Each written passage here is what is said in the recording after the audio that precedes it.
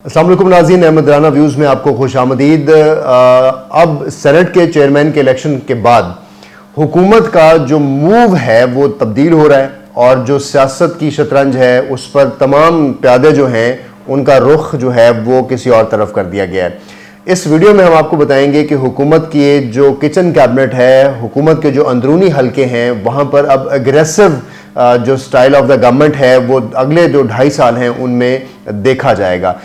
इसकी जो कड़ियाँ हैं वो इस तरह से भी आपको समझ आएंगी जब आपने सेनेटर फैसल जावेद का बयान सुना,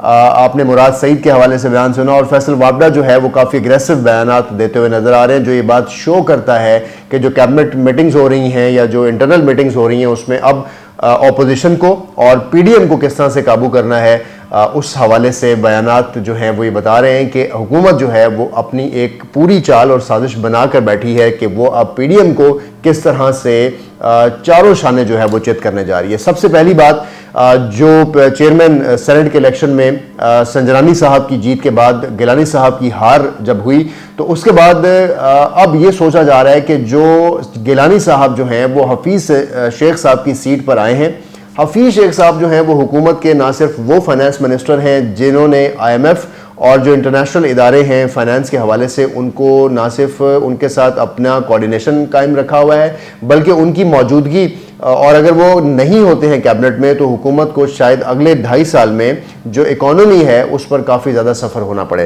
पहली चीज़ वो ये कि जो हफीज़ शेख साहब हैं, जब हुकूमत ने इनको जब प्राइम मिनिस्टर इमरान खान ने इनको अपना पर्सनल एडवाइज़र बनाया तो उस वक्त जो एक अदालती हुक्म आया और ये कहा गया कि एडवाइज़र जो हैं वो कोई भी कैबिनेट मीटिंग्स को चेयर नहीं कर सकते हैं, तो फिर उनको अपने पर्सनल इख्तियारात पर अपनी डिस्क्रिशन पर प्राइम मिनिस्टर और हुकूमत ने जो है वो उन्होंने मिनिस्टर उनको बनाया। लेकिन मिनिस्टर बनने के बाद हफीज़ शेख साहब जो हैं वो 9 जून तक ही अपनी मिनिस्टरशिप को रख सकते हैं, क्योंकि 6 मंथ से ज़्यादा वो रख नहीं सकते हैं क्योंकि वो इलेक्टेड मेंबर नहीं हैं। तो एक इलेक्टेड मेंबर जो है वो एक मिनिस्टर का ओहदा संभाल सकता है। अब ये सूरत हाल पैदा हो रही है कि हफीज़ शेख साहब क्योंकि हार चुके हैं, 9 जून को उनको ओहदा छोड़ देना है, तो अब फाइनेंस मिनिस्टर जो है हुकूमत का वो कौन होगा। हुकूमत ये चाह रही है और प्राइम मिनिस्टर इमरान खान ने हफीज़ शेख से मुलाकात की है और उस मुलाकात में उनको ये यकीन दहानी करवाई गई है कि आपने ही मिनिस्टर का पोर्टफोलियो कैरी करना है और 9 जून से पहले पहले हम आपको सेनेटर बनवा लेंगे। अब ये कैसे बनाएंगे, अंदरूनी खबर हम आपसे शेयर कर रहे हैं कि एक किचन कैबिनेट में ये बात डिस्कस हुई कि इसहाक डार साहब जो हैं वो बाहर कहीं बैठे हैं और लंदन में बैठे हैं, एब्सकॉन्डर हैं, उन पर करप्शन के इल्ज़ामात भी हैं और अदालत ने साबित भी कर चुकी है, अदालत उनको फरार भी डिक्लेयर कर चुकी है। और जब से वो सेनेटर बने हैं 2018 के जो सेनेट इलेक्शंस हुए थे उस वक्त से लेकर अभी तक उन्होंने अपने ओहदे का हल्फ नहीं लिया है। तो 3 साल हो गए हैं और वो अपने ओहदे का हल्फ लिए बगैर इस वक्त सेनेटर हैं और जब तक वो सेनेटर हैं ओहदे का हल्फ नहीं ले लेते जब तक वो अपने सेनेट को कंटिन्यू नहीं कर सकते। लेकिन नाज़रीन, यहाँ पर हमारे कानून में एक शुक्म है और कानून इस जगह पर खामोश है कि अगर कोई सेनेटर या कोई भी पार्लियामेंटेरियन अगर अपने ओहदे का हल्फ नहीं लेता तो फिर उसके साथ क्या किया जाए। क्या कोई मियाद मुकर्रर की जाए कि अब तक आपको हल्फ ले लेना चाहिए और अगर आप हल्फ नहीं लेते तो फिर आपको डी-सीट कैसे किया जाए। हुकूमत इस कानूनी शुक्म को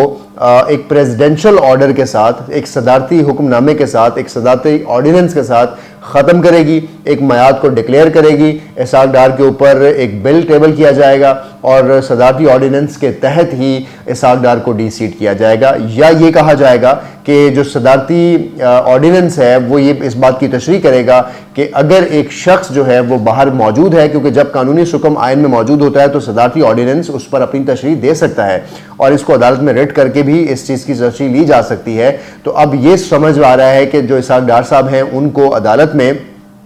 से या एक सदारती ऑर्डिनेंस से डी-सीट किया जाएगा और उनकी पोजीशन पर फिर हफीज़ शेख साहब को वापस सेनेटर बनवाया जाएगा। आपको बताऊं कि जो 2018 का इलेक्शन हुआ था तो चौधरी निसार जो उस वक्त इंटीरियर मिनिस्टर थे पाकिस्तान मुस्लिम लीग नवाज से, उन्होंने एक MPA का इलेक्शन भी लड़ा था और उनका मकसद एमपी का इलेक्शन लड़ना, सीएमशिप जो है पंजाब की, इसको लेने की तरफ उनका रुझान था। लेकिन क्योंकि वो पीएमएलएन इस इलेक्शन में नहीं कामयाब हुई थी गवर्नमेंट बनाने में, तो फिर उन्होंने भी अपने ओहदे का हल्फ नहीं लिया था। तो एक जो पार्लियामेंटेरियन है सूबाई असम्बली पंजाब का, चौधरी निसार को भी डिसीट किया जा सकता है और इसहाक डार को भी डिसीट किया जा सकता है, क्योंकि हुकूमत ये चाहती है कि वो इसहाक डार को ही मिनिस्टर डिक्लेयर करें और इसहाक डार एक इलेक्शन के साथ मिनिस्टर बने, सेंटर बने, और फिर इलेक्शन के बाद सेंटर बन के वो मिनिस्टर बनकर इस पोर्टफोलियो को कैरी करें। तमाम कुव्वतें और तमाम जो इस वक्त जोड़ तोड़ की कोशिशें की जा रही हैं, तमाम बड़े जो हैं इस वक्त ये कोशिश कर रहे हैं कि किस तरह से हुकूमत जो है अब पीडीएम की इस साजिश को भी और उनकी इस सारी कोशिश को जो उन्होंने गिलानी साहब को लाने में लगाई है, उसको पहले सादिक संजानी की जीत से ख़त्म किया, और अब जिस शख्स को डिसीट करवाया गया जो कि हफीज शेख साहब थे, अब उनको वापस पाकिस्तान में रखने की बातें हो रही हैं। पीएमएलएन और पीपल्स पार्टी जो है वो पीडीएम अब इन हो रही है और सारा जोड़ तोड़ चेंज हो रहा है। हुकूमत ने बिल्कुल उनकी बाजी पलट दी है और हुकूमत अब ना सिर्फ वो बाजी पलट कर चुप है, बल्कि हुकूमत अब थोड़ा अग्रेसिव भी खेलने जा रही है। मरियम नवाज को नैब की तरफ से बुलाया जाना, हाई कोर्ट में उनके खिलाफ रिट होना, और ये खबरें कि मरियम नवाज आउट हैं, हमजा शहबाज साहब इन हैं, ये सारी जो सूरत हाल है, ये सियासत में जो हलचल है, इससे हवाले से हम आपको अपडेट करते रहेंगे। आपने देखते रहना है AR व्यूज़, पाकिस्तान पाइंदाबाद।